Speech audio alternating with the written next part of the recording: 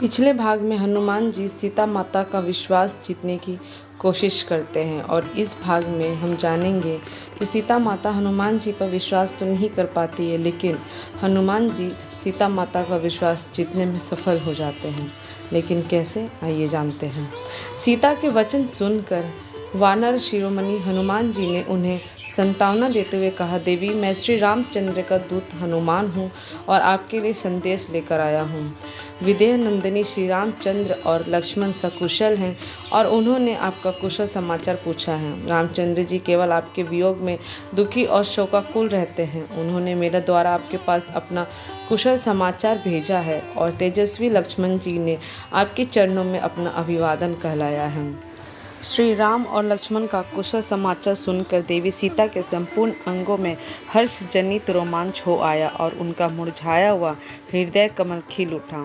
विषादग्रस्त मुखमंडल पर आशा की किरणें प्रदीप्त होने लगी। इस अप्रत्याशित सुखद समाचार ने उनके मृत प्राय शरीर में नवजीवन का संचार कर दिया। तभी अकस्मात सीता माता को ध्यान आता है कि रामदूत कहने वाला यह वानर कहीं स्वयं मायावी रावण ही तो नहीं। ये सोचकर वो वृक्ष की शाखा छोड़कर पृथ्वी पर चुपचाप बैठ गई और बोली, हे मायावी, तुम स्वयं रावण हो और मुझे छलने के लिए फिर से आ गए हो। इस प्रकार के छल प्रपंच तुम्हें शोभा नहीं देते और ना उस रावण के लिए ही ऐसा करना उचित है।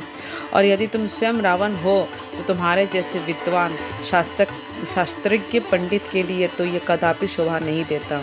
एक बार सन्यासी के भेष में मेरा अपहरण किया, अब एक वानर के भेष में मेरे मन का भेद जानने के लिए आए हो।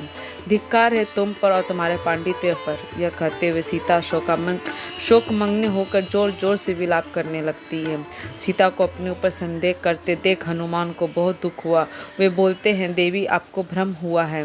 मैं रावण या उसका गुप्तचर नहीं हूँ। मैं वास्तव में आपके प्राणेश्वर राघवेंद्र का भेजा हुआ दूत हूँ। अपने मन से सब प्रकार के संशयों का निवारण करें और विश्वास करें कि मुझसे आपके विषय में सूचना पाकर श्री रामचंद्र जी अवश्य दुरात्मा रावण का विनाश करके आपको इस कष्ट से मुक्ति दिलाएंगे। वह दिन दूर नहीं है जब रावण को अपने कुकर्मों का दंड मिलेगा और लक्ष्मण के तीक्ष्ण बाणों से लंका पूरी जलकर भस्मीभूत हो जाएगी।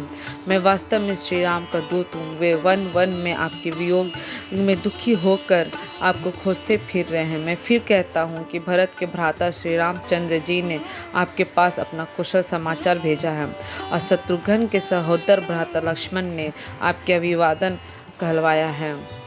हम सब के लिए ये बड़े आनंद और संतोष की बात है कि राक्षस राज के फंदे में फंसकर भी आप जीवित हैं। अब वो दिन दूर नहीं है जब आप पराक्रमी राम और लक्ष्मण को सुग्रीव की असंख्य वानर सेना के साथ लंकापुरी में देखेंगे। वानरों के स्वामी सुग्रीव रामचंद्र जी के परम मित्र हैं। मैं उन्हीं सुग्रीव का मंत्री हनुमान हूँ, ना कि रावण या गुप्तचर, जैसा कि आप मुझे समझ रही हैं।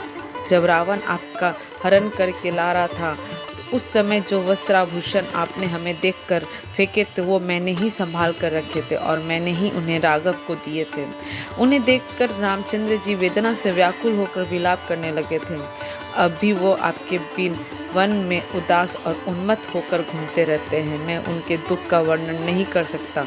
हनुमान के इस विस्तृत कथन को सुनकर जानकी को संदेह कुछ दूर हुआ, परंतु अब भी वो उन पर पूर्णतया विश्वास नहीं कर पा रही थी। वो बोली, हनुमान, तुम्हारे बात सुनकर एक मन कहता है कि तुम सच कह रहे हो। मुझे तुम्हारी बात पर विश्वास कर लेना चाहिए, परंतु मायावी रावण के छल प्रपंच को देखकर मैं पूर्णतया आश्वस्त नहीं हो पा रही हूँ। क्या किसी प्रकार तुम मेरे इस संदेह को दूर कर सकते हो? सीता जी के तर्कपूर्ण वचनों को सुनकर हनुमान जी कहते हैं, महाभागे, इस मायावी कपटपूर्ण वातावरण में रहते हुए आपका हृदय शंकालु हो गया है। इसके लिए मैं आपको दोष नहीं दे सकता, परंतु आपको यह विश्वास दिलाने के लिए मैं वास्तव में श्री रामचंद्र जी का दूत हूँ, आपको एक अकट्य प्रमाण देता हूँ। रघुनाथ जी भी ये समझते थे कि संभव है कि आप मुझ पर विश्वास ना करें, इसलिए उन्होंने अपनी यह मुद्रिका दी है। इसे आप अवश्य पहचान लेंगी। ये कहकर हनुमान जी ने रामचंद्र जी का वो मुद्रिका सीता माता को दे दी जिस पर राम का नाम अंकित था। तो ये था भाग 8। अगला भाग अगले वीडियो में। Thank you.